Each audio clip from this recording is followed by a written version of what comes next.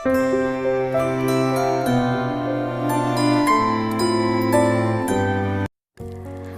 Everyone, welcome back to another vlog. ಇವತ್ತಿನ ವ್ಲಾಗಲ್ಲಿ ನಾನು ಬ್ರೇಕ್ಫಾಸ್ಟಿಂದ ಸ್ಟಾರ್ಟ್ ಮಾಡಿದ್ದೀನಿ. ಇವತ್ತಿನ ಬ್ರೇಕ್ಫಾಸ್ಟ್ಗೆ ನಾವು ಬಾಂಬೆ ಸ್ಯಾಂಡ್ವಿಚ್ ಮಾಡೋಣ ಅಂತ. ಕ್ವಿಕ್ಕಾಗುತ್ತೆ ಮತ್ತು ಎವ್ರಿಡೇ ಒಂದೇ ಥರ ತಿನ್ನೋದಕ್ಕಿಂತ ಒಂದು ಸ್ವಲ್ಪ ಚೇಂಜಸ್ ಇರಲಿ ಅಂತ ಅದನ್ನು ಪ್ರಿಪೇರ್ ಮಾಡ್ತಾಯಿದ್ದೀನಿ. ಅದಕ್ಕೆ ನಾನು ಒಂದು ಆಲೂಗೆಡ್ಡೆ ಆದರೆ ಸಾಕು, ಬಟ್ ಎಕ್ಸ್ಟ್ರಾ ಹಾಕ್ಕೊಳ್ತಾ ಇದ್ದೀನಿ. ಯಾಕಂತಂದರೆ ಪರಾಟ ಮಾಡೋದಕ್ಕೂ ಯೂಸ್ ಆಗಲಿ ಅಂತ. ಅದ್ರ ಜೊತೆ ಒಂದು ಬೀಟ್ರೂಟ್ ತೊಗೊಂಡು ಒಂದು ವಿಷಲ್ ಬರ್ಸ್ಕೊಳ್ತೀನಿ.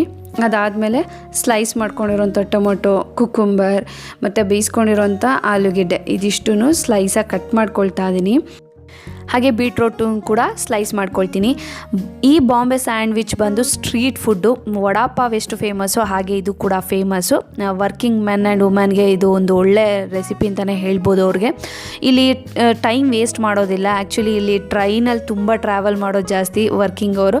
ಸೊ ಆವಾಗ ಇದನ್ನು ಕನ್ವೀನಿಯೆಂಟ್ ಆಗಿರುತ್ತೆ ತೊಗೊಂಡು ಹಾಗೆ ತಿಂತಾ ಹೋಗೋದಕ್ಕೆ. ಅದಕ್ಕೋಸ್ಕರ ಇದು ಫೇಮಸ್ ಅಂತಲೇ ಹೇಳ್ಬೋದು. ಹಾಗೆ ಈ ಸ್ಯಾಂಡ್ವಿಚ್ಗೆ ತುಂಬಾ ಚೀಸ್ ಯೂಸ್ ಮಾಡ್ತಾರೆ. ತುಂಬಾ ಟೇಸ್ಟಿಯಾಗಿರುತ್ತೆ ತಿನ್ನೋದಕ್ಕೆ. ಇವತ್ತು ನಾನು ಸ್ವಲ್ಪ ಡಿಫ್ರೆಂಟಾಗಿ ಮಾಡ್ತಾಯಿದ್ದೀನಿ. ನಾನು ಫಸ್ಟ್ ಬ್ರೆಡ್ನ ರೋಸ್ಟ್ ಮಾಡ್ಕೊಂಡು ಆಮೇಲೆ ವೆಜ್ಜಿಸ್ ಹಾಕ್ಕೊಳ್ತೀನಿ. ಯಾಕಂತಂದರೆ ನನ್ನ ಹತ್ರ ಸ್ಯಾಂಡ್ವಿಚ್ ಮೇಕರ್ ಇಲ್ಲ, ಜಸ್ಟ್ ಬ್ರೆಡ್ ರೋಸ್ಟ್ ಮಾಡೋದಷ್ಟೇ ಇರೋದು. ಹಾಗಾಗಿ ಇವಾಗ ಬ್ರೆಡ್ಗೆ ನಾನು ಬಟರ್ ಅಪ್ಲೈ ಮಾಡಿಬಿಟ್ಟು ಅದನ್ನು ರೋಸ್ಟ್ ಮಾಡ್ಕೊಳ್ತೀನಿ. ಈವನ್ ತವ ಮೇಲೂ ಕೂಡ ಮಾಡ್ಬೋದು, ಬಟ್ ನಾವು ಅದನ್ನೆಲ್ಲ ಅರೇಂಜ್ ಮಾಡಿ ತವಾದಲ್ಲಿಟ್ಟು ಮತ್ತೆ ಫ್ಲಿಪ್ ಮಾಡುವಾಗ ಅದು ಬಿದೋಗೋ ಚಾನ್ಸಸ್ ಇರುತ್ತೆ. ಅದಕ್ಕೋಸ್ಕರ ಫಸ್ಟೇ ಬ್ರೆಡ್ ಬೇಯಿಸ್ಕೊಂಡು, ಅಂದರೆ ಮೀನ್ಸ್ ಅದನ್ನು ರೋಸ್ಟ್ ಮಾಡಿಕೊಂಡು ಆಮೇಲೆ ನಾವು ವೆಜಿಟೇಬಲ್ಸ್ನೆಲ್ಲ ಸ್ಟಫ್ ಮಾಡ್ಕೊಳ್ಬೋದು. ಸೊ ಈಗ ನಾನು 4 ಪೀಸ್ ಇಟ್ಕೊಂಡಿದ್ದೀನಿ. ಆ್ಯಕ್ಚುಲಿ ಇದು ಸ್ಯಾಂಡ್ವಿಚ್ ಬಂದು 3 ಪೀಸಲ್ಲಿ ಮಾಡೋದು ಬಾಂಬೆ ಸ್ಯಾಂಡ್ವಿಚ್ಚು. ಕೆಲವರು 4 ಪೀಸು ಮಾಡ್ತಾರೆ. ತುಂಬಾ ಎತ್ತರಕ್ಕೆ ಬರುತ್ತೆ ಇದು. ಇವಾಗ ಅದನ್ನು ರೋಸ್ಟ್ ಮಾಡ್ಕೊಂಡಿರೋಂಥ ಸ್ಯಾಂಡ್ವಿಚ್ಗೆ ನಾನು ಗ್ರೀನ್ ಚಟ್ನಿ ಹಾಕ್ಕೊಳ್ತಾ ಇದ್ದೀನಿ. ಅಗೇನ್ ಈ ಗ್ರೀನ್ ಚಟ್ನಿಗೆ ಸ್ವಲ್ಪ ಸ್ಪೈಸಿ ಜಾಸ್ತಿ ಇರಬೇಕು. ಕೊತ್ತಂಬರಿ ಸೊಪ್ಪು, ಪುದೀನ ಸೊಪ್ಪು, ಹಸಿಮೆಣಸಿನ್ಕಾಯಿ, ಶುಂಠಿ ಮತ್ತು ಜೀರಿಗೆ, ಲೆಮನ್ ಜ್ಯೂಸು ಇದಿಷ್ಟು ಹಾಕಿ ಮಾಡ್ಕೊಂಡಿರೋವಂಥ ಗ್ರೀನ್ ಚಟ್ನಿ. ಇದರಲ್ಲಿ ಸ್ವಲ್ಪ ಇದು ಚಿಲ್ಲಿ ಒಂಚೂರು ಮುಂದೆ ಇದ್ದರೆ ಚೆನ್ನಾಗಿರುತ್ತೆ. ಹಾಗೆ ನಾನು ಈಗ ವೆಜಿಟೇಬಲ್ಸ್ನ ಅರೇಂಜ್ ಮಾಡ್ಕೊಳ್ತಾ ಇದ್ದೀನಿ. ತುಂಬಾ ನ್ಯೂಟ್ರಿಷನ್ ಇರುವಂಥ ಬ್ರೇಕ್ಫಾಸ್ಟ್ ಅಂತಲೇ ಹೇಳ್ಬೋದು. ಬ್ರೆಡ್ ಒಂದು ಸ್ವಲ್ಪ ಜಂಕ್ ಫುಡ್ಡು ಅಥವಾ ಫಾಸ್ಟ್ ಫುಡ್ಗೆ ಸೇರಿಕೊಳ್ಳುತ್ತೆ, ಆದರೆ ಕಾರ್ಬೋಹೈಡ್ರೇಟ್ಸ್ ಬೇಕಲ್ವ, ಅದಕ್ಕೋಸ್ಕರ ಮಿಕ್ಕಿದ್ದೆಲ್ಲ ಹೆಲ್ತಿಯಾಗಿರೋಂಥ ವೆಜಿಟೇಬಲ್ಸ್ಗಳೇ. ಇದನ್ನು ಇದೇ ಮಾಡಬೇಕು ಅಂತಲ್ಲ, ಈವನ್ ತುಂಬಾ ಹೆಲ್ತ್ ಕಾನ್ಷಿಯಸ್ ಇರೋರು ಚಪಾತಿ ಒಳಗೇನು ಇದೇ ಥರ ಮಾಡಿಕೊಂಡು ತಿನ್ಬೋದು. ನಾನು ಇನ್ನೊಂದು ಪೀಸ್ಗೆ ಮಯೋನೈಸ್ ಹಾಕ್ಕೊಳ್ತಾ ಇದ್ದೀನಿ. ಹಾಗೆ ಚಾಟ್ ಮಸಾಲ ಮತ್ತು ಚಿಲ್ಲಿ ಪೌಡರು ಮತ್ತು ಸ್ವಲ್ಪ ಸಾಲ್ಟು ಇದಿಷ್ಟು ಸ್ಪ್ರಿಂಕಲ್ ಮಾಡ್ಕೊಳ್ತಾ ಇದ್ದೀನಿ. ಈವನ್ ನಾನು ಪ್ಲೇನ್ ಮಯೋನೈಸ್ ಹಾಕ್ಕೊಂಡಿದ್ದೀನಿ. ನೀವು ಬೇಕಾದರೆ ಬರ್ಗರ್ ಬರೋವಂಥದ್ದು ಅಥವಾ ಎಕ್ಸ್ಟ್ರಾ ಫ್ಲೇವರ್ಸ್ ಇರೋದು ಕೂಡ ಆ್ಯಡ್ ಮಾಡ್ಕೊಳ್ಬೋದು. ಹಾಗೇ ನೆಕ್ಸ್ಟ್ ಸ್ಟೆಪ್ಪಲ್ಲೂ ಅದೇ ರೀತಿ ಅರೇಂಜ್ ಮಾಡ್ಕೊಳ್ತಾ ಇದ್ದೀನಿ. ಸೆಕೆಂಡ್ ಸ್ಟೆಪ್ಪಲ್ಲಿ ಅರೇಂಜ್ಮೆಂಟ್ಸ್ ಹೆಂಗಿದೆ ಅಂತಂದರೆ ಪೊಟ್ಯಾಟೊ ಮತ್ತು ಕುಕುಂಬರ್, ಟೊಮೊಟೊ ಮತ್ತು ಬೇಯಿಸ್ಕೊಂಡಿರೋಂಥ ಬೀಟ್ರೋಟು ಇದೆಲ್ಲನೂ ಇಟ್ಕೊಳ್ತಾ ಇದ್ದೀನಿ.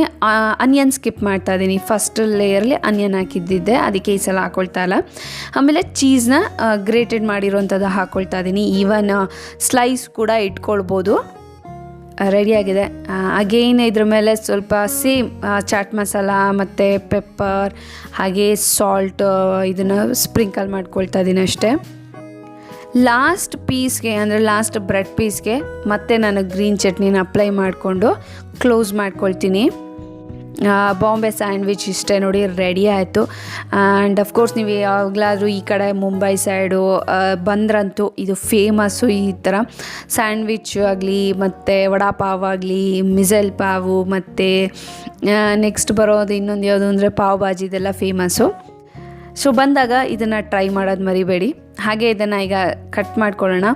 ಇವತ್ತು ನಾನು ನಾರ್ಮಲ್ ಬ್ರೆಡ್ಡಲ್ಲಿ ಮಾಡಿದ್ದೀನಿ. ಆ್ಯಂಡ್ ಅಫ್ಕೋರ್ಸ್ ಈಗ ಜಂಬೋ ಸ್ಯಾಂಡ್ವಿಚ್ ಬ್ರೆಡ್ ಅಂತ ಬರುತ್ತಲ್ಲ ದೊಡ್ಡದು, ಅದರಲ್ಲೂ ಮಾಡಿಕೊಂಡ್ರೆ ಇನ್ನೂ ಚೆನ್ನಾಗಿ ಫಿನಿಶಿಂಗ್ ಬರುತ್ತೆ. ಇಲ್ಲಿ ಎಡ್ಜಸ್ ರಿಮೂವ್ ಮಾಡ್ಕೋತಾರೆ ಅವರು, ಬಟ್ ನಾನು ಎಡ್ಜಸ್ನ ಹಾಗೆ ಇಟ್ಕೊಂಡಿದ್ದೀನಿ. ಮನೇಲೇ ತಿನ್ನೋದ್ರಿಂದ ಅದು ಸೈಡ್ಸ್ನೆಲ್ಲ ರಿಮೂವ್ ಮಾಡೋ ಅವಶ್ಯಕತೆ ಇಲ್ಲ, ಬ್ರೌನ್ ಕಲರ್ ಇರೋದು ಅಂತ. ಬೇಕಿದ್ರೆ ನೀವು ಆ ಬ್ರೌನ್ ಕಲರ್ ಪಾರ್ಟ್ನು ಕೂಡ ರಿಮೂವ್ ಮಾಡ್ಕೊಳ್ಬೋದು. ರೆಡಿ ಆಯಿತು ನೋಡಿ, ಎಷ್ಟು ಚೆನ್ನಾಗಿ ಕಾಣಿಸಿದೆ ಲೇಯರು.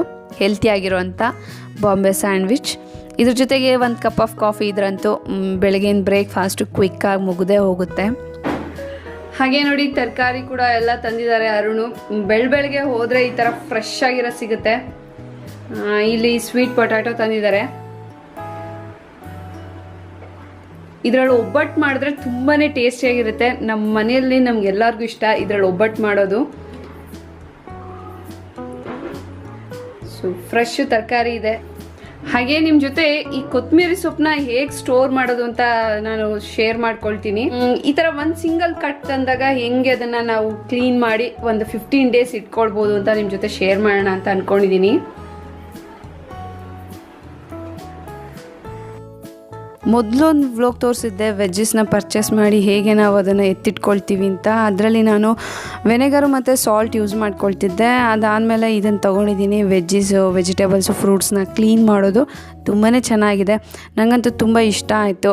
ಬೇಗ ಕೆಲಸ ಮುಗಿಯುತ್ತೆ ಮತ್ತು ಕೆಮಿಕಲ್ಸ್ ಇದ್ದರೆ ಹಾಗೆ ತುಂಬಾ ಡರ್ಟ್ ಆಗಿದ್ರೆ ಅಂದರೆ ಈಗ ಮಣ್ಣೆಲ್ಲ ಮೆತ್ಕೊಂಡಿರುತ್ತೆ ಕೆಲಸ ತರಕಾರಿಗೆ, ಅದೆಲ್ಲ ಬೇಗ ಬಿಟ್ಕೊಳ್ಳುತ್ತೆ ಮತ್ತು ಸೇಫ್ ಆಗು ಕೂಡ ಇದೆ. ಹಾಗಾಗಿ ನಾನು ಇದನ್ನು ಯೂಸ್ ಮಾಡ್ತಾಯಿದ್ದೀನಿ. ಮತ್ತು ಇದು ಅಗೇನ್ ಇದೇನು ಸ್ಪಾನ್ಸರ್ ವಿಡಿಯೋ ಅಲ್ಲ, ನನ್ನ ಪರ್ಸ್ನಲ್ ಒಪಿನಿಯನು. ಇದರಿಂದ ನಿಮ್ಗಳಿಗೆ ಹೆಲ್ಪ್ ಆಗ್ಬೋದು ಅಂತ ಹೇಳ್ತಾ ಇದ್ದೀನಿ. ಸೊ ಈಗ ಇದನ್ನು ಹಾಕ್ಬಿಟ್ಟು ನಾನು ಎಲ್ಲನೂ ಒಂದು 10 minutes ಅದನ್ನು ಸೋಕ್ ಮಾಡಿಬಿಟ್ಟು ಮತ್ತೆ ವಾಶ್ ಮಾಡಿ ನೀರೆಲ್ಲ ಹೋಗಿಸ್ಕೊಂಡ್ಮೇಲೆ ಈ ಥರ ಬ್ಯಾಗ್ಗಳು ಸಿಗುತ್ತೆ, ಫ್ರಿಡ್ಜ್ ಬ್ಯಾಗ್ ಅಂತಲೇ. ಪ್ಲಾಸ್ಟಿಕ್ನ ಮತ್ತು ನೋ ಪ್ಲಾಸ್ಟಿಕ್ ಅಂತ ನಂದು ರೂಲ್ಸ್ ಇದೆ. ಸೊ ಅದಕ್ಕೋಸ್ಕರ ನಾನು ಈ ಥರ ಕ್ಲಾತ್ ಬ್ಯಾಗ್ನಲ್ಲಿ ವೆಜಿಟೇಬಲ್ಸ್ ಎಲ್ಲ ಹಾಕ್ಕೊಳ್ತೀನಿ. ಮೊದಲೆಲ್ಲ ಅವರೇ ಕೊಟ್ಟಿದ್ದು ಪ್ಲಾಸ್ಟಿಕ್ಕಲ್ಲಿ ಯೂಸ್ ಮಾಡ್ತಿದ್ದೆ ಕವರ್ನ, ಬಟ್ ಈಗ ಅದೂ ಬೇಡ ಅಂದ್ಬಿಟ್ಟು ಇದನ್ನು ಅಮೆಝಾನಿಂದ ನಾನು ಪರ್ಚೇಸ್ ಮಾಡಿದ್ದೀನಿ. ಬ್ಯಾಗ್ಗಳನ್ನ ತೊಗೊಳ್ತಾ ಇದ್ದೀನಿ. ಈ ಬ್ಯಾಗ್ಗಳಲ್ಲಿ ಒಟ್ಟು 12 ಬ್ಯಾಗ್ ಬರುತ್ತೆ. 4 ಒಂದು ಸೈಜು, ಇನ್ನೊಂದು 4 ಇನ್ನೊಂದು, ಅಂದರೆ ಒಂದು ಸ್ಮಾಲು, ಮೀಡಿಯಮು, ಲಾರ್ಜ್ ಅಂತ. ಕನ್ವೀನಿಯೆಂಟ್ ಆಗಿರುತ್ತೆ. ನಮ್ಮ ತರಕಾರಿಗಳನ್ನೆಲ್ಲ ಹಾಕಿ ಈ ಥರ ನೀಟಾಗಿ ಇಟ್ಕೊಂಡಷ್ಟು ಕೊಳೆಯೋದಿಲ್ಲ. ಪ್ಲಾಸ್ಟಿಕ್ಕಲ್ಲಿ ಇಡೋದ್ರಿಂದ ಅದು ನೀರಿನಂಶ ಬಿಟ್ಕೊಳ್ತಾನೆ ಇರುತ್ತೆ, ಕೊಳ್ತೋಗ್ಬಿಡುತ್ತೆ. ಬಟ್ ಬಟ್ಟೆ ಆಗಿರೋದ್ರಿಂದ ತುಂಬ ದಿನ ಬಾಳಿಕೆ ಬರುತ್ತೆ. ಬಟ್ ಸೊಪ್ಪು ಇಡೋದಕ್ಕೆ ಆಗೋದಿಲ್ಲ. ಸೊಪ್ಪನ್ನು ಯಾವ ರೀತಿ ಇಡಬೇಕು ಅನ್ನೋದನ್ನ ನಾನು ತೋರಿಸ್ತೀನಿ.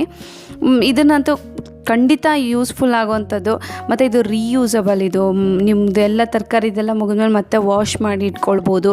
ನೀವು ಒಂದು ಸಲ ವಾಶ್ ಮಾಡಿ ನೀರನ್ನೆಲ್ಲ ಎಕ್ಸಸ್ ನೀರನ್ನೆಲ್ಲ ತೆಗೆದು ಈ ಥರ ಬ್ಯಾಗಲ್ಲಿ ಹಾಕ್ಕೊಂಡ್ರೆ ಇಮಿಡಿಯೇಟಾಗಿ ಅದನ್ನ ಕಟ್ ಮಾಡಿ ಸಾಂಬಾರಿಗೆ ಅಥವಾ ಪಲ್ಯ ಇದೆಲ್ಲ ಅದಕ್ಕೂ ಯೂಸ್ ಮಾಡ್ಕೊಳ್ಬೋದು. ಒಂದು ದಿನ ಟೈಮ್ ಸ್ಪೆಂಡ್ ಮಾಡಿದ್ರೆ ವೀಕೆಂಡಲ್ಲಿ ನಿಮ್ಮ ಹೋಲ್ ವೀಕ್ ನೀವು ನೀಟಾಗಿ ಆರಾಮಾಗಿ ಬ್ಯಾಲೆನ್ಸಿಂಗಾಗಿ ಮಾಡ್ಕೊಳ್ಬೋದು.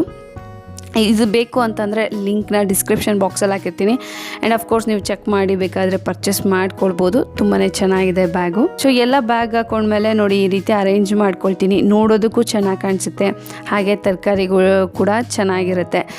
ಮತ್ತು ಇನ್ನೊಂದೇನು ಅಂತಂದರೆ ಪರಿಸರ ಮೀನ್ಸ್ ಅಂದರೆ ನಮ್ಮ ಗ್ರೀನರಿನ ನೀಟಾಗಿ ಇಟ್ಕೊಳಂಗಾಗುತ್ತೆ. ಪ್ಲಾಸ್ಟಿಕ್ನ ಆದಷ್ಟು ಕಮ್ಮಿ ಮಾಡೋಣ. ನೆಕ್ಸ್ಟು ಕೊತ್ತಂಬರಿ ಸೊಪ್ಪನ್ನೆಲ್ಲ ನೀಟಾಗಿ ಕ್ಲೀನ್ ಮಾಡ್ಕೊಂಡಾದಮೇಲೆ ಇದಕ್ಕೆ ನಾನು ಜಸ್ಟು ಸಾಲ್ಟ್ ಹಾಕಿ ಅದನ್ನು ಒಂದು 10 minutes ಬಿಟ್ಬಿಡ್ತೀನಿ. ಯಾಕಂದರೆ ಆ ಬೇರಲ್ಲಿ ಮಣ್ಣಂಶ ಇದ್ದು ಮತ್ತು ಆ ಸೊಪ್ಪಿನ ಎಲೆಯಲ್ಲೂ ಮಣ್ಣು ಇರುತ್ತೆ, ಅದನ್ನೆಲ್ಲ ಬಿಟ್ಕೊಳ್ಳಿ ಅಂತ. ಅದಾದಮೇಲೆ ಇನ್ನೊಂದು 2 times ವಾಶ್ ಮಾಡಿಕೊಂಡು ನೀರೆಲ್ಲ ಕಂಪ್ಲೀಟಾಗಿ ಡ್ರೈ ಔಟ್ ಆದಮೇಲೆ ಈ ರೀತಿ ಒಂದು ಟಿಶ್ಯೂ ಪೇಪರ್ ಹಾಕ್ಕೊಳ್ತೀನಿ ಒಂದು ಗ್ಲಾಸ್ ಬೌಲ್ಗೆ. ಅದ್ರ ಮೇಲೆ ಸೊಪ್ಪೆಲ್ಲ ಇಟ್ಟು ಮತ್ತೆ ಇನ್ನೊಂದು ಟಿಶ್ಯೂ ಪೇಪರ್ನ ಕಂಪ್ಲೀಟಾಗಿ ಕವರ್ ಮಾಡಿ ಕ್ಯಾಪ್ ಏರ್ಟೈಟ್ ಕಂಟೈನರಲ್ಲಿ ಇದನ್ನು ಹಾಕಿಡೋದ್ರಿಂದ 15 days ಆದರೂ ಸೊಪ್ಪು ಕೆಡೋದಿಲ್ಲ. ಇದೊಂದೇ ಸೊಪ್ಪಲ್ಲ, ಯಾವ ರೀತಿ ಸೊಪ್ಪು ಬೇಕಾದರೂ ನೀವು ಇದೇ ಮೆಥಡನ್ನು ಯೂಸ್ ಮಾಡ್ಕೊಳ್ಬೋದು. ಇಲ್ಲಿ ಮಿಠಾಯಿ ಮಾಡೋದಕ್ಕೆ ಒಂದಷ್ಟು ಇಂಗ್ರೀಡಿಯೆಂಟ್ಸ್ ತೊಗೊಂಡಿದ್ದೀನಿ. ಏನೇನು ತೊಗೊಂಡಿದ್ದೀನಿ ಅಂತ ಹೇಳ್ತೀನಿ. ಒಂದು ದಪ್ಪದ ತೆಂಗಿನಕಾಯಿನ ಸಣ್ಣ ತುರಿಯಲ್ಲಿ ತುರ್ಕೊಂಡಿದ್ದೀನಿ. ಆದಷ್ಟು ಸಣ್ಣದಾಗಿ ತುರ್ಕೊಳ್ಬೇಕು. ಹಾಗೆ ಕಪ್ಪದೆಲ್ಲ ಬೀಳದೇ ಇರೋ ಹಾಗೆ ನೀಟಾಗಿ ಬರೀ ವೈಟ್ ಪೋರ್ಷನ್ ಅಷ್ಟು ಬರೋ ಹಾಗೆ ತುರ್ಕೊಂಡಿದ್ದೀನಿ. ಅದ್ರ ಜೊತೆಗೆ ಈ ಥರ ಒಂದು ದೊಡ್ಡ ಸ್ಪೂನಲ್ಲಿ ಒಂದು 3 ಟೇಬಲ್ ಸ್ಪೂನ್ ಆಗೋಷ್ಟು ಹುರ್ಗಡ್ಲೆ ತೊಗೊಂಡಿದ್ದೀನಿ. ಹಾಗೆ ಬೆಲ್ಲ ತೊಗೊಂಡಿದ್ದೀನಿ. 1.5 ಅಚ್ಚಷ್ಟು ಇರ್ಬೋದು, ಅಷ್ಟು ತೊಗೊಂಡಿದ್ದೀನಿ. ಕಾಯಿ ಮೇಲೆ ಡಿಪೆಂಡ್ ಆಗುತ್ತೆ, ಎಷ್ಟು ದಪ್ಪ ಕಾಯಿ ಇರುತ್ತೋ ಅದ್ರ ಮೇಲೆ ಕಣ್ಣಲ್ಲಿ ತೆಲ್ ನೋಡಿ ಹಾಕ್ಕೊಳ್ಳೋದು. ಹಾಗೆ ಗಸಗಸೆ ತೊಗೊಂಡಿದ್ದೀನಿ 2 ಟೇಬಲ್ ಸ್ಪೂನಷ್ಟು. ಮತ್ತು ಒಂದು ಸ್ವಲ್ಪ ನೀರು, ಒಂದು 1/4 ಗ್ಲಾಸ್ಗಿಂತ ಒಂಚೂರು ಕಮ್ಮಿನೇ ಅಂತಲೇ ಹೇಳ್ಬೋದು, ಅಷ್ಟು ತೊಗೊಂಡಿದ್ದೀನಿ. ಸೊ ಈಗ ಇದನ್ನು ನಾನು ಏನು ಮಾಡ್ತೀನಿ ಅಂತಂದರೆ, ಇದು ಫ್ರೆಶ್ ಆಗಿದೆ, ಜ್ಯೂಸಿಯಾಗಿದೆ ಈ ಕಾಯಿ. ಪಾಕದಲ್ಲಿ ಅದನ್ನು ಬೇಯಿಸ್ತಾ ಹೋದರೆ ತುಂಬ ಹೊತ್ತು ಟೈಮ್ ತೊಗೊಳುತ್ತೆ. ಅದಕ್ಕೆ ಒಂದು ಹೊಸ ಮೆಥಡು, ಹಳೆ ಸ್ವೀಟ್ನ ಹೊಸ ಮೆಥಡಲ್ಲಿ ಹೇಗೆ ಮಾಡೋದು ಅಂತ ನೋಡೋಣ. ನಾನು ಮೊದಲಿಗೆ ಜಾರ್ಗೆ ಹಾಕ್ಕೊಂಡು ಒಂದೆರಡು ಸುತ್ತು ಬರೆಸ್ಕೊಳ್ತೀನಿ. ಅದನ್ನು ಕೋರ್ಸಾಗಿ ಗ್ರೈಂಡ್ ಮಾಡ್ಕೊಳ್ಳೋದ್ರಿಂದ ನೀಟಾಗಿ ಮಿಠಾಯಿ ಶೇಪ್ ಚೆನ್ನಾಗಿ ಬರುತ್ತೆ ಮತ್ತು ಒಂದಕ್ಕೊಂದು ನೀಟಾಗಿ ಅದು ಹೊಂದ್ಕೊಳ್ಳುತ್ತೆ ಬೆಲ್ಲದ ಜೊತೆ. ಅದಕ್ಕೋಸ್ಕರ ನೋಡಿ ಕೋರ್ಸಾಗಿ ಗ್ರೈಂಡ್ ಮಾಡ್ಕೊಂಡಿದ್ದೀನಿ. ಈವನ್ ಇದು ಒಂದು ಒಳ್ಳೆ ಮೆಥಡ್ ಅಂತಲೇ ಹೇಳ್ಬೋದು. ಕೆಲವ್ರಿಗೆ ತುರಿವಾಗ ಸಣ್ಣದಾಗಿ ತುರ್ಕೊಳಕ್ಕೆ ಬರಲ್ಲ, ಆಗ ಈ ಥರ ಮಾಡ್ಬೋದು. ಹಾಗೆ ನಾನು ಹುರ್ಗಡ್ಲೆನೂ ಕೂಡ ಪುಡಿ ಮಾಡಿ ಇಟ್ಕೊಂಡಿದ್ದೀನಿ. ನೆಕ್ಸ್ಟು ಗಸಗಸೆ ಹುರ್ಕೊಳ್ತೀನಿ ನಾನು.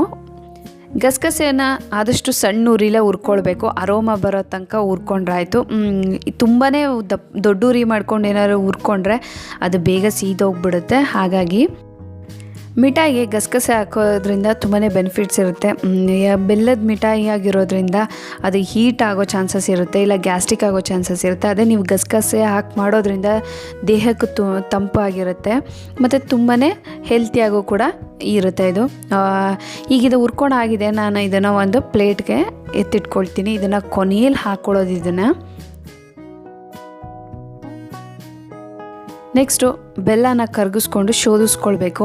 ಸ್ಟ್ರೈನ್ ಮಾಡ್ಕೊಳ್ಳೋದ್ರಿಂದ ಅದರಲ್ಲಿ ಕೆಲವು ಸಲ ಹುಳ ಇರುತ್ತೆ, ಅಂದರೆ ಈ ದುಂಬಿ ಅದು ಇದು ಬಿದ್ದಿರುತ್ತೆ, ಕಟೀರ ಇರುತ್ತೆ, ನಚ್ಚಿರ ಇರುತ್ತೆ, ಸಣ್ಣ ಪುಟ್ಟ ಕಸ ಕಡ್ಡಿ ಕಲ್ಲು ಏನೇನೋ ಇರುತ್ತೆ. ಸೊ ಅದನ್ನು ಆದಷ್ಟು ಕ್ಲೀನ್ ಮಾಡ್ಕೊಳ್ಳೋಣ. ಇದಕ್ಕೆ ನಾನು ಸ್ವಲ್ಪ ನೀರು ತೊಗೊಂಡಿದ್ನಲ್ಲ ಅದನ್ನು ಹಾಕ್ಕೊಂಡು ಅದನ್ನು ಕರಗಿಸ್ಕೊಂಡು ಆಮೇಲೆ ಶೋಧಿಸ್ಕೊಳ್ತೀನಿ. ಅಷ್ಟರಲ್ಲಿ ಪಕ್ಕದಲ್ಲೇ ಒಂದು ಬಾಣಲಿ ಇಟ್ಕೊಂಡು ತೆಂಗಿನಕಾಯಿನ ಹುರ್ಕೊಳ್ತೀನಿ. ಅದರಲ್ಲಿ ನೀರಿನ ಅಂಶ ಎಲ್ಲ ಹೋಗೋ ತನಕ ಹುರ್ಕೊಂಡ್ರೆ ಸಾಕು, ತುಂಬಾ ಉರಿ ಅವಶ್ಯಕತೆ ಇಲ್ಲ. ಹೀಗೆ ಮಾಡೋದ್ರಿಂದ ಟೈಮ್ನ ಸೇವ್ ಮಾಡ್ಕೊಳ್ಬೋದು. ಇದೊಂದು ಕ್ವಿಕ್ ಮೆಥಡ್ ಅಂತ ಹೇಳ್ಬೋದು. ಈಗ ಇದನ್ನು ಬಾಣಲಿಲಿ ನಾವು ಕಾಯಿ ತುರಿದಾಗ ತುಂಬಾ ನೀರಿನ ಅಂಶ ಜ್ಯೂಸಿಯಾಗಿರುತ್ತೆ. ಸೊ ಅದನ್ನು ನಾವು ಈ ಥರ ಹುರಿದಾಗ ಬೇಗನೆ ಅದು ಮಾಯ್ಶ್ಚರ್ ಎವಾಪರೇಟ್ ಆಗುತ್ತೆ. ಮಿಠಾಯಿನ ನಾವು ಕ್ವಿಕ್ಕಾಗಿ ಮಾಡ್ಕೊಳ್ಬೋದು. ಹಾಗಾಗಿ ನಾನು ಈ ಮೆಥಡ್ ಯೂಸ್ ಮಾಡ್ತೀನಿ. ನೀವೇನಾದ್ರು ಸಕ್ಕರೆ ಮಿಠಾಯಿ ಮಾಡೋದಾದರೆ ಈ ಥರ ಎಲ್ಲ ಮಾಡೋ ಅವಶ್ಯಕತೆ ಇಲ್ಲ, ಬಟ್ ಬೆಲ್ಲದ ಮಿಠಾಯಿಗೆ ಈ ರೀತಿ ಮಾಡ್ಕೊಳ್ಬೋದು.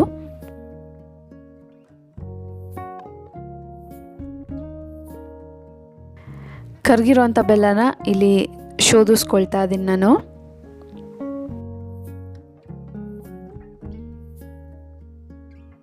ಸ್ಟ್ರೈನ್ ಮಾಡ್ಕೊಂಡಿರೋಂಥ ಬೆಲ್ಲದ ಪಾಕನ ನಾನು ಕುದಿಯೋಕೆ ಇಟ್ಟಿದ್ದೀನಿ. ಹಾಗೆ ಕಾಯಿನೂ ಅಲ್ಲಿ ಹುರ್ಕೊಳ್ತಾ ಇದ್ದೀನಿ. ಆಲ್ಮೋಸ್ಟ್ ಆ ಕಾಯಿ ಅದು ಹುರಿದಾಗಿದೆ.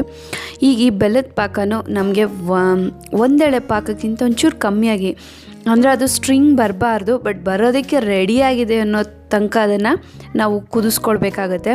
ಹೀಗೆ ಮಾಡೋದ್ರಿಂದ ತುಂಬ ದಿನ ನಾವು ಮಿಠಾಯಿ ಇಟ್ಟರೂ ಕೆಡೋದಿಲ್ಲ.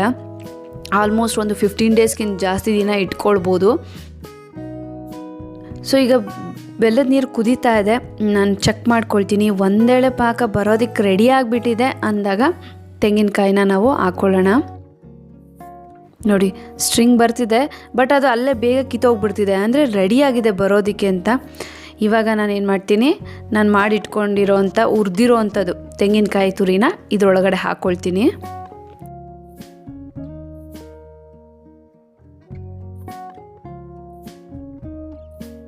ಇವಾಗ ಚೆನ್ನಾಗಿ ಮಿಕ್ಸ್ ಮಾಡ್ಕೊಳ್ಳೋಣ.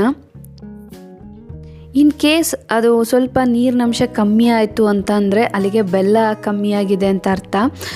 ಬೆಲ್ಲ ಕರೆಕ್ಟಾಗಿ ಹಾಕಿದರೆ ಅದು ನೀಟಾಗಿ ಹೊಂದ್ಕೊಳ್ಳುತ್ತೆ. ನೀವು ಈಗಲೂ ಬೇಕಾದ್ರೆ ಬೆಲ್ಲದ ನೀರು ಕರಗಿಸ್ಬಿಟ್ಟು ಹಾಕ್ಕೊಳ್ಬೋದು. ಇಲ್ಲ ಅಂತಂದರೆ ಇಲ್ಲ ಸ್ವೀಟ್ ಸ್ವಲ್ಪ ಕಮ್ಮಿಯಾಗೇ ಬೇಕು ಅಂತಂದರೆ ಬಿಸಿನೀರು ಕೂಡ ಆ್ಯಡ್ ಮಾಡ್ಕೊಳ್ಬೋದು. ಇನ್ ಕೇಸ್ ತುಂಬಾ ತೆಳುವಾಗೋಗಿದೆ ಮಿಠಾಯಿದು ಅಂತಂದರೆ ತುಂಬ ಹೊತ್ತು ಲೋ ಫ್ಲೇಮಲ್ಲಿಟ್ಟು ಕೂಡ ಅದನ್ನು ಬೇಯಿಸ್ಕೊಳ್ಬೋದು.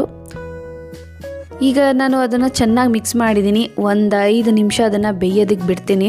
ಅದು ಮುದ್ದೆ ಥರ ಆಗುತ್ತೆ, ಒಂದು ಕಡೆಗೆಲ್ಲ ಅದು ಬರುತ್ತೆ. ಅಲ್ಲಿ ತನಕ ಅದನ್ನು ನಾವು ಬೇಯಿಸ್ಕೊಂಡ್ರೆ ಆಯಿತು. ಆಮೇಲೆ ಕಲರ್ ಕೂಡ ಚೇಂಜ್ ಆಗುತ್ತೆ. ನೋಡಿ ಕಲರ್ ಚೇಂಜ್ ಆಗಿದೆ. ಈಗ ನಾನು ಮಾಡಿಟ್ಕೊಂಡಿದ್ದಂಥ ಹುರ್ಗಡ್ಲೆ ಪೌಡರ್ ಹಾಕ್ಕೊಳ್ತಾ ಇದ್ದೀನಿ. ಇದೂ ಅಷ್ಟೇ, ಇಷ್ಟೇ ಅಂತಲ್ಲ, ಅದು ಬೈಂಡಿಂಗೋಸ್ಕರ ನಾವು ಹಾಕ್ತಾ ಇರೋದು. ಹಾಗೆ ಟೇಸ್ಟು ಸ್ವಲ್ಪ ಎನ್ಹಾನ್ಸ್ ಆಗುತ್ತೆ ಇದು ಹಾಕೋದ್ರಿಂದ. ಅದನ್ನು ನೋಡಿಕೊಂಡು ಮಿಕ್ಸ್ ಮಾಡ್ಕೊಳ್ಬೇಕಾಗುತ್ತೆ. ಫೈನಲ್ ಆಗಿ ನಾವು ಮಾಡಿಟ್ಕೊಂಡಂಥ ಗಸಗಸೆ ಹುರಿದಿರೋವಂಥದ್ದು ಹಾಕಿ ಮಿಕ್ಸ್ ಮಾಡ್ಕೊಳ್ತಾ ಇದ್ದೀನಿ. ಈಗ ಚೆನ್ನಾಗಿ ಅದು ಬೆಂದಿದೆ ನೋಡಿ, ಒಂದು ಕಡೆಗೆ ಬರ್ತಿದೆ ಮುದ್ದೆ ಥರ. ಈಗ ಇದನ್ನು ನಾನು ಒಂದು ತಟ್ಟೆಗೆ ತುಪ್ಪ ಸವರ್ಬಿಟ್ಟಾದರೂ ಹಾಕ್ಕೊಳ್ಬೋದು, ಇಲ್ಲ ಅಂದರೆ ಬಟರ್ ಪೇಪರ್ ಮೇಲಾದರೂ ಕೂಡ ಹಾಕ್ಕೊಳ್ಬೋದು.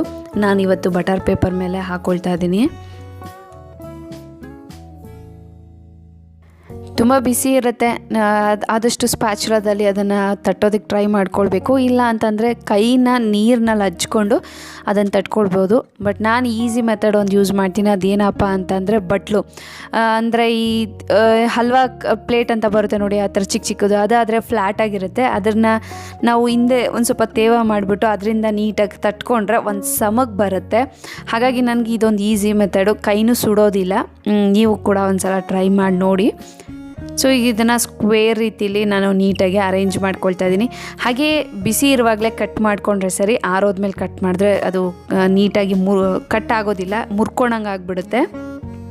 ನಂಗೆ ಇನ್ನೊಂದೇನು ಅಂತಂದರೆ ಇದನ್ನು ಬಿಸಿಲಿರುವಾಗಲೇ ತಿನ್ನೋದಕ್ಕೆ ತುಂಬಾ ಇಷ್ಟ. ಅಂತಂದರೆ ತುಂಬಾ ಬಿಸಿಯಲ್ಲ, ಒಂದು ಸ್ವಲ್ಪ ಬೆಚ್ಚಗಿರುತ್ತಲ್ಲ ನೋಡಿ, ಆ ರೀತಿ ಇದ್ದಾಗ ತಿನ್ನೋದಕ್ಕೆ ತುಂಬಾ ಇಷ್ಟ ಆಗುತ್ತೆ. ಹಾಗೆ ತುಂಬಾ ಗಸಗಸೆ ಯೂಸ್ ಮಾಡಿದ್ದೀವಿ, ಅದು ಕಾಣಿಸ್ತಾ ಇದೆ, ಅದು ವೈಟ್ ಕಲರು ಚಿಕ್ಕ ಚಿಕ್ಕ ಡಾಟ್ಸ್ ಥರ ಕಾಣ್ತಿರೋದೆಲ್ಲ ಗಸಗಸೆ. ತಿನ್ನುವಾಗ ಅದು ಕ್ರಂಚಿಯಾಗಿ ಬರುತ್ತೆ, ಅದು ಒಂಥರ ಬಾಯಿಗೆ ಅಲ್ಲಿಗೆ ಸಿಕ್ತಾಗ ತುಂಬಾ ಮಜಾ ಅನಿಸುತ್ತೆ. ಸೊ ಇದು ಮಿಠಾಯಿ ಮಾಡಿದಾಗೆಲ್ಲ ನನ್ನ ಚೈಲ್ಡ್ಹುಡ್ ಮೆಮೊರೀಸ್ ನೆನಪಾಗುತ್ತೆ. ಅಫ್ಕೋರ್ಸ್ ನಮ್ಮ ಮನೇಲಿ ತುಂಬ ಮಾಡೋರು ನಮ್ಮಮ್ಮ ಇದನ್ನು. ಇವಾಗ ಕಟ್ ಮಾಡ್ಕೊಳ್ತಾ ಇದ್ದೀನಿ. ಅದು ಕಟ್ಟಿಂಗ್ ನಮ್ಮ ಮೇಲೆ ಡಿಪೆಂಡು, ನಾವು ದೊಡ್ಡ ಪೀಸ್ ಆದರೂ ಮಾಡ್ಬೋದು, ಸಣ್ಣ ಪೀಸ್ ಆದರೂ ಮಾಡ್ಕೊಳ್ಬೋದು.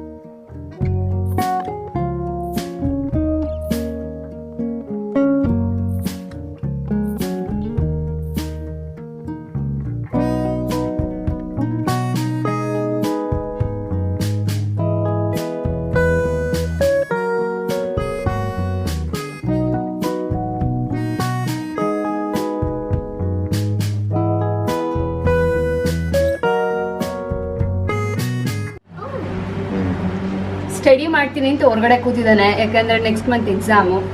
ಓದೋದಕ್ಕಿಂತ ತಿನ್ನೋದು, ಆಮೇಲೆ ಜ್ಯೂಸ್ ಕುಡಿಯೋದು, ಇದರಲ್ಲೇ ಆಗೋಯ್ತು ಒಂದು ಟೈಮ್ ಪಾಸು. ಎಷ್ಟು ಸ್ಟಡಿ ಮಾಡಿದೆ ಶಾನ್? 3 times. ಕೇಳಲ್ಲ ನೋಡಿ, ಪರ್ಫೆಕ್ಷನ್ ಇಲ್ಲ, 3 times ಅಷ್ಟೇ ಅಂತ ಸ್ಟಡಿ ಮಾಡಿರೋದು. ನಾನು ಮಿಠಾಯಿ ಮಾಡಿಕೊಂಡು ತೊಗೊಂಡು ಬರೋ ತನಕ ಇನ್ನೂ ಅವನು ಪೊಯಮ್ನ ಕಲ್ತಿಲ್ಲ. ಆಮೇಲೆ ಮಿಠಾಯಿ ಅಂತೂ ಸಫಲಾಗಿ ಬಂದಿದೆ. ಇದ್ರದ್ದು ಸ್ಟೋರಿ ಹೇಳ್ಬೇಕು. ಆ್ಯಕ್ಚುಲಿ ಏನು ಗೊತ್ತಾ, ನಾವು ಚಿಕ್ಕವರಾಗಿದ್ದಾಗ ನಮ್ಮಮ್ಮ ಸಖತ್ ಮಾಡೋರು ಈ ಮಿಠಾಯಿನ. ಮಾಡಿಬಿಟ್ಟು ಅದನ್ನು ಏನು ಮಾಡೋರು ಅಂತಂದರೆ ತೊಗೊಂಡೋಗಿ ಒಂದು ಸ್ವಲ್ಪ ಮೇಲ್ಗಡೆ ಅದನ್ನು ಹ್ಯಾಂಗ್ ಮಾಡಿಬಿಡೋರು. ನಾವು ಚಿಕ್ಕವರಲ್ವಾ, ಅದನ್ನು ತೊಗೊಳಕ್ಕೆ ಆಗ್ತಿರ್ಲಿಲ್ಲ. ಅದಕ್ಕೆ ಏನು ಮಾಡ್ತಿದ್ವಿ ಗೊತ್ತಾ, ನನ್ನ ತಂಗಿ ಇರ್ತಿದ್ದಲ್ಲ, ನಾನು ಬಕ್ಕೊಳ್ಳೋದು, ನನ್ನ ಮೇಲೆ ನನ್ನ ತಂಗಿ ನಿಂತ್ಕೊಂಡು ಆ ಮಿಠಾಯಿ ಎತ್ಕೊಳ್ಳೋದು. ಸೊ ಈ ರೀತಿ ಮಾಡಿ ನಾವು ಅದು ಮಿಠಾಯಿನ ತೊಗೊಂಡು ತಿಂತಿದ್ವಿ.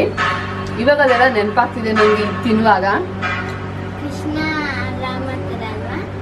ಕೃಷ್ಣ ರಾಮ ಅಲ್ಲ, ಕೃಷ್ಣ ಬಲರಾಮ.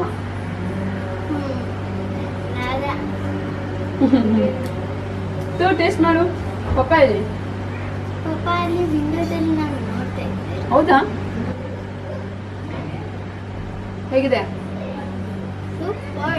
ಜ್ಯೂಸ್ ಅಂಡ್ ಬರ್ಫಿನ ಅವನಿಗೆ ಸ್ಟಡಿ ಮಾಡಲಿ ಅಂತ ವಾಟರ್ ಮೆಲನ್ ಜ್ಯೂಸ್ ಮಾಡಿಕೊಟ್ಟಿದ್ದೀನಿ. ಆ್ಯಂಡ್ ಕಾಯಿ ಇತ್ತಲ್ವ ಒಂದು, ಇಟ್ಟರೆ ಇಷ್ಟಪಡ್ದ ಕೊಕೊನಟ್ ಬರ್ಫಿ, ಬೆಲ್ಲ ಹಾಕಿ ಮಾಡಿರೋದು. ಸೊ ಫ್ರೆಂಡ್ಸ್, ಇವತ್ತಿನ ವ್ಲೋಗ್ನ ನಾನು ಇಲ್ಲೇ ಹೆಣ್ಣು ಮಾಡ್ತಾ ಇದ್ದೀನಿ. ಐ ಹೋಪ್ ನಿಮ್ಮೆಲ್ಲರಿಗೂ ಇಷ್ಟ ಆಗಿದೆ ಅಂತ.